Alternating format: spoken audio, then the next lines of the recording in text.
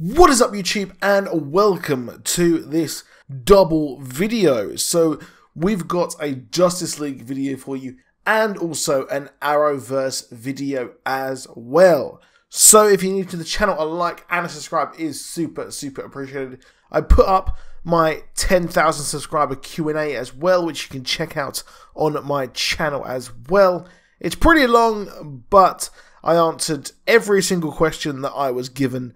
And yeah, it was pretty fun to make. It was nice to talk about pretty much everything in my setup and my poster wall behind me that I have when I do my pieces to camera. But the Justice League and, well, the Arrowverse are hotting up right now, to be honest. Obviously, we've got new episodes and we've got the Justice League. And for me, one of the most intriguing parts is how are they going to adapt the Flash to the movie, because, well, we've got Grant Gustin as the Flash, we've had him for years, we've had Wally West as the Flash, we've had Barry Allen as the Flash, the OG Flash, we've had New 52, and, well, will we see any of the Flash's iconic enemies here in the movie, and will it end with Barry Allen going back in time and saving his mother, thus creating Flashpoint?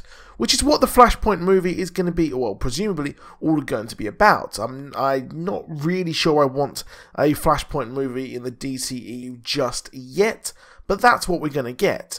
However, we have had an extended clip of the Flash meeting Batman.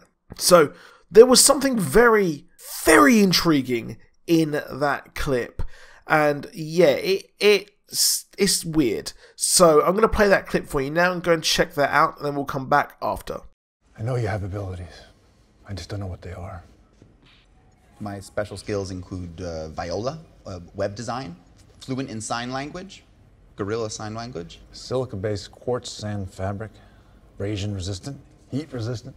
Yeah, I do competitive ice dancing. It's what they use on the space shuttle to prevent it from burning up on re-entry. I do very competitive ice dancing. Whoever you're looking for, it's not me.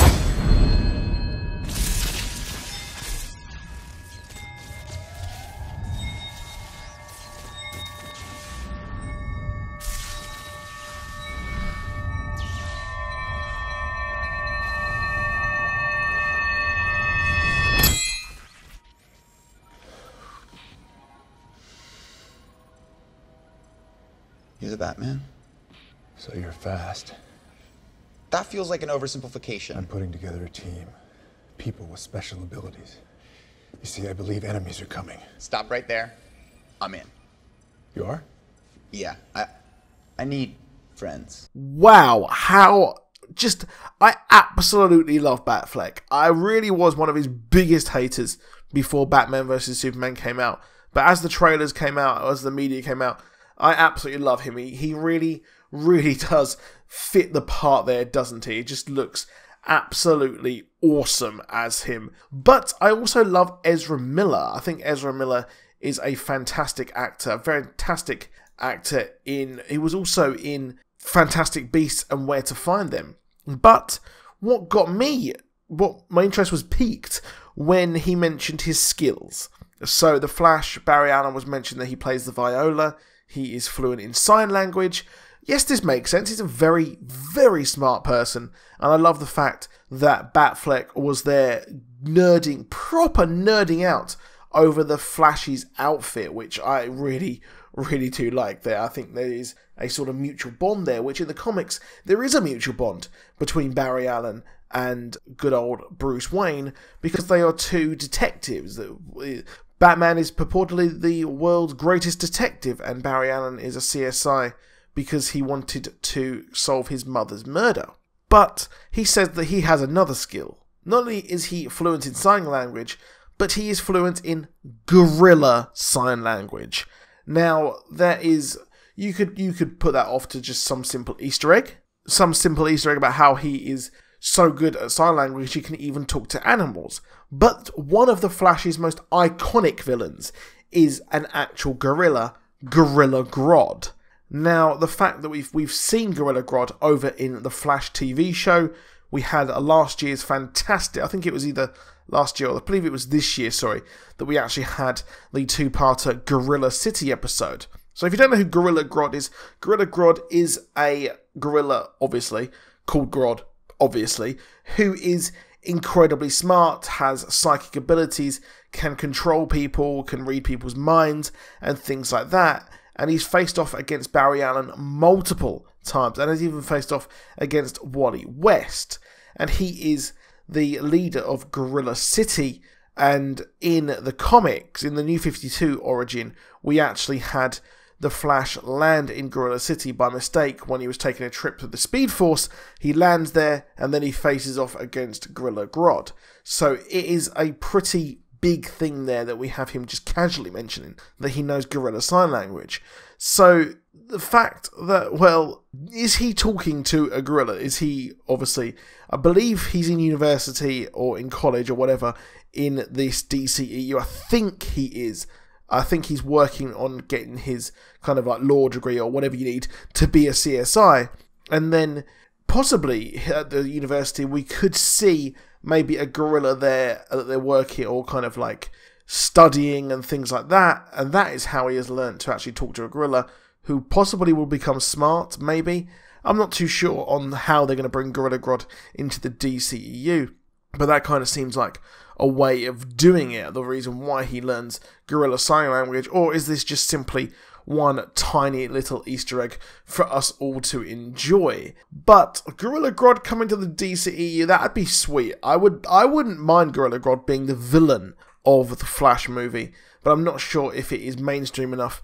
I think that they possibly want to do Flashpoint, which is just absolutely wild for the general audience as well. So it seems like they're just making films for the comic book readers, which, you know what, I actually quite like. It's nice to actually have a kind of production company, film franchise catering to people who actually know all the comics, and we can just enjoy our finest characters instantly without any need for origin stories. But let me know what you think in the comments. Do you think that that is possible? But next up, we've got some very, very sad news. And the very, very sad news here is from Instagram, from Wentworth Miller's Instagram, that, well, he is now filming his last ever episodes as Captain Cold. So on Instagram, he says that currently shooting some of the final episodes as Captain Cold / Leonard Start on CW's Legends of Tomorrow and The Flash. Grateful and now in advance to a pair of talented casts and hard-working crews. Thank you. I've had a tremendous time playing this character. It's been an opportunity, an education, and a fucking blast. With love and respect, WM. Now that is a real shame. Obviously, we had Captain Cold. He was in Legends or Tomorrow. He was in The Flash originally, moved over to Legends of Tomorrow. He then, for some reason, died at the end of Season 1 and then became the bad guy, well, one of the bad guys in Season 2. They have mishandled this character just beyond, it's beyond me. Wentworth Miller was the best part of Season 1. Every single scene he was in as Captain Cold is the best scene of that episode. Especially when he teamed up to take on King Shark with Barry Allen, which was just, I loved that episode. It was so good. So damn good. But it's a real shame that we're going to be losing him, which is a complete shame. So it looks like he is bowing out of the entire Arrowverse, just like John Barrowman did, and he is bowing out in the crossover. So I believe he will be in the crossover. We've seen him with a more iconic look. We've seen him with the proper glasses and the Parker hood and things like that.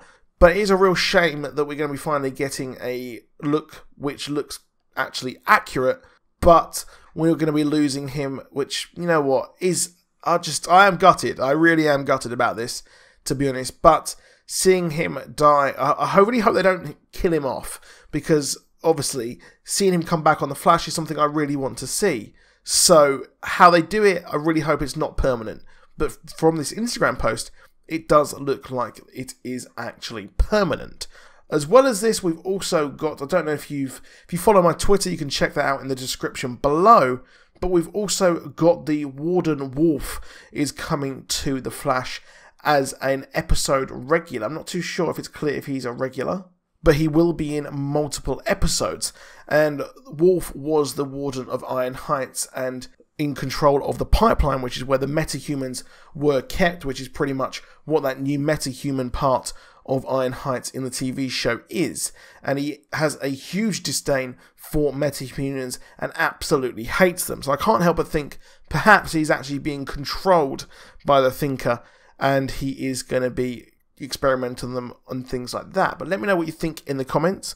Please drop a like, please subscribe, and I'll see you soon, and goodbye.